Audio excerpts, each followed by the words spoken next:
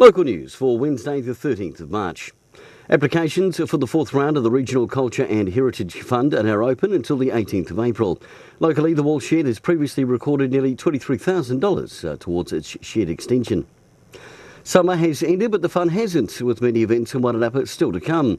This weekend sees the popular Round the Vines, Relay for Life, and on the 24th, the Masterton Racing Club meeting at Tauhiraniko. Westpac's regional roundup report for March, which stated the Wellington region is an emerging tourist destination, which is increasingly being included on touring itineraries of foreign tourists. Wairarapa saw the international visitor spend jump by 5.49%. Opposition spokesperson for Finance Amy Adams will be speaking to Business Wairarapa members tonight at a Business After 5 meeting in the region. And Cobblestones Museum in Greytown has a new exhibition called Greytown, 38 Sections, 38 Stories on at the moment. Monday evenings throughout this month from 5 till 7 p.m, the public can pop along and experience the sights, sounds and daily life along Greytown's main street as it was 100 years ago. For local news, I'm Brent Gare.